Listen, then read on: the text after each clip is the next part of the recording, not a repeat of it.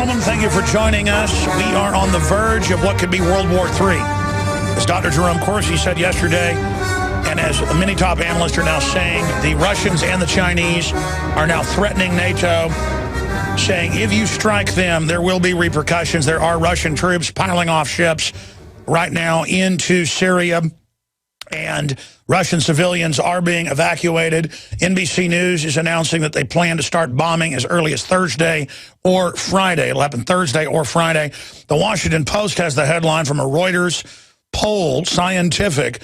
Only 9% of respondents said they believed that the U.S. military should respond to what's happening in Syria. And the vast majority also do not believe that the Syrian government launched the chemical attack. Yeah, because it goes against logic, and we've caught them in these lies over and over again.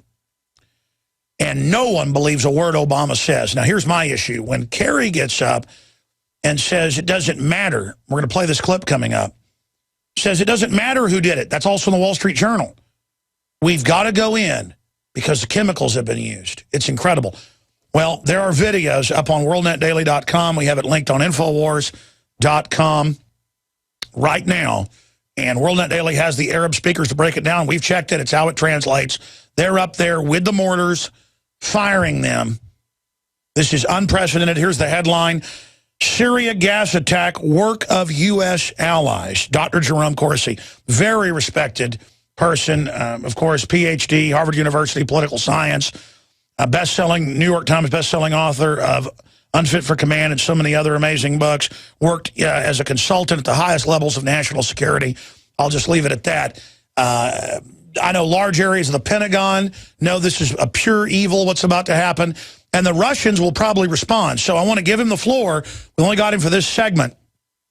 Dr. Corsi, how big is this? That they're doing this and that they don't have support. Bush had 72% in Gallup polls, and Pew had 72 in 2003. I think this is the total collapse of credibility, but it's kind of like Hitler wasn't supported at the end either, but he was still in control of the Reich. What are we seeing here? And break down this bombshell. Well, first of all, Alex, the article we got running on WorldNetDaily, WND.com right now, as you say, I went yesterday and researched, checked with the Arabic-speaking sources, Walid Shobat, who helped write the article. There's numerous videos on the internet and in the Arabic-speaking world that make it clear the rebels are the ones who have launched the sarin gas attacks, not the Assad government. Now, the Assad government is not a great government. I mean, there's no good guys in Syria, but the point is the truth is the truth. And I think the attempt by the Obama administration, which now appears to be the second time the Obama administration has tried this, there was the narrative being run out of the White House back in May that the Assad government was launching chemical attacks. But the problem is that there's no validation of it. There's no hard proof. John Kerry, Secretary of State, said yesterday he has indisputable proof. Well, let's see it. Why don't we see this proof? It's not there. Even the United Nations, going back to May, doubted very seriously that the Assad regime, as bad as it is, was going to use sarin gas attacks. As you said, it does not make any sense. Why, when the Assad government's winning, would it resort to sarin gas attacks? And with video after video, with testimony after testimony coming out of the Arab world, in Syria, it's widely known that it's the rebels, which are a group of Al-Qaeda, Muslim Brotherhood, ragtag radicals that are opposing the regime and the Obama administration supporting. These are not good guys. And to think that they wouldn't use sarin gas attacks stretches the imagination, especially when we have pictures of the sarin gas arsenals with the gas and the other chemicals coming from Saudi Arabia. I mean, it seems to me that if the Obama administration is going to go to war on Syria, which is what this means, a very massive step. I mean, I can't emphasize to people listening how much we are on the verge here of World War III. Russia and China are not going to sit by if Obama thinks he can wag the dog, get attention off of his other problems, or run a false flag here, it isn't going to fly with Russia and China saying to Obama, you don't have the evidence, and we're not going to tolerate a military attack. That's it. That's it, Alex. It's a very, very frightening moment in U.S. in world history. Very, very succinctly said, Dr. Corsi. I want to break something down for my listeners and viewers out there. You have never talked like this in the decade that I've been interviewing you or more. And I've talked to a lot of other top people on and off air about this. Colonel Schaefer is one of them, but many others off record. And they all are saying exactly what you're saying. And it's so transparent. How does Obama think he's going to get away with this? Well, again, I think the Obama administration has gotten to the point where they think they can lie with impunity. Certainly that's what this appears to be. And, Alex, I don't think we've been in a more critical moment since the Cuban Missile Crisis. Now, the Cuban Missile Crisis, Jack Kennedy had photographs of the missiles from U-2 flights over Cuba. And Jack Kennedy showed those to the world. He went to the United Nations and he said, here's the pictures of the missiles in Cuba. Obama has not done that.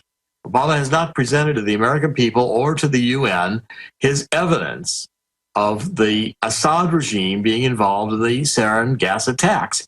And you've got Assad denying it, you've got Russia denying it, you've got China denying it, all of them with logic on their side. And we've published at WND the videos where you can see with your own eyes the terrorists, the rebels, the forces Obama's supporting being the culprits in the gas attacks. Absolutely, and we're linked to that article as well and mirrored at INFOWARS.com. It's very important that people get all the articles that are coming out at WND.com, DrudgeReport.com, INFOWARS.com, and get those out to everybody.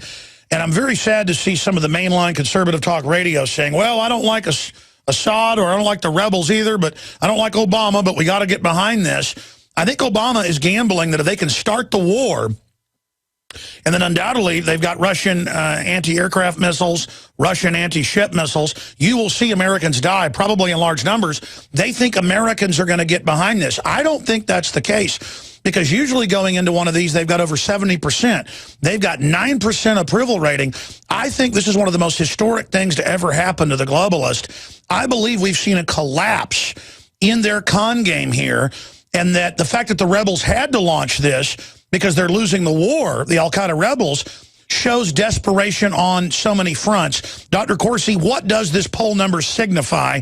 And is there any way for Obama and his kleptocratic wing to back off out of this? Or will they really try to commit us to World War III? What are your sources saying? Well, I want to make a couple of points. One, first of all, people got to realize that, Russia and China are not borrowing $1 trillion a year to make their budget.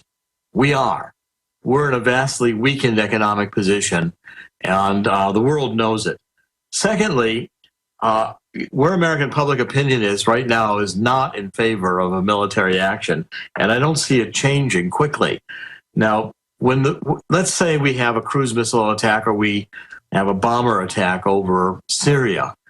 If we get involved in a shooting war, not just with Syria, but with Russia, or with Russia and China, the ramifications of that are unpredictable and unpredictably frightening. Because if Russia and China say to the United States, you can't sustain a war economically, and you're on the wrong side here, and if Russia and China stand behind Assad, which they are doing, we're escalating the whole conflict beyond the level of surrogates into where we're risking a direct confrontation with Russia, certainly with Russia. And giving them the moral high ground, which history shows you cannot win an immoral war long term. Well, where is, at least with Jack Kennedy in the White House, he sent Adlai Stevenson, who was the UN ambassador to the UN, and he showed the pictures of the missiles in Cuba. Today, we don't have a single thing. By the way, they're coming out with this new dossier, but I expect that to be more, phony baloney as well. What are you expecting? Remember, we've gone through this. The the left is, the duplicity here is amazing to me. When it was George W. Bush saying there were weapons of mass destruction in Iraq, the left, John Kerry, Barack Obama were all over the issue, saying it was a lie. And now you've got Obama and Kerry using the same lie to advance what could end up being another phony pretext for a phony war.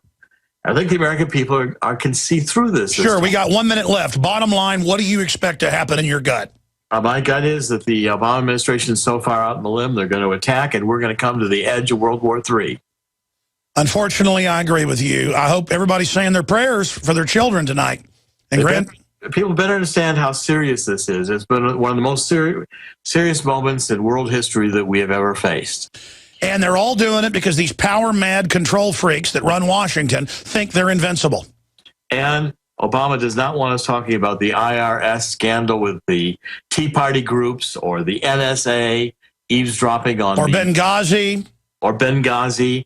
Or the fact that we're again out of money and spending another $1 trillion we don't have on an out-of-control budget. Obama doesn't want these topics. Doctor, we're going to have to get updates from you every day if we can do it. I know you've got to go. Please join us again tomorrow. I know you're on top of this like no one else. Thank you so much. Thanks, Alex. Great to be with you. Wow. Man, I'm going to tuck my kids in tonight twice and kiss them twice. I mean, I hate the New World Order. These people are the greatest threat to civilization. We've got to stop these people. We'll be right back. Stay with us. Ask yourselves, what are you doing in this time of great challenge? What are you doing to unlock minds?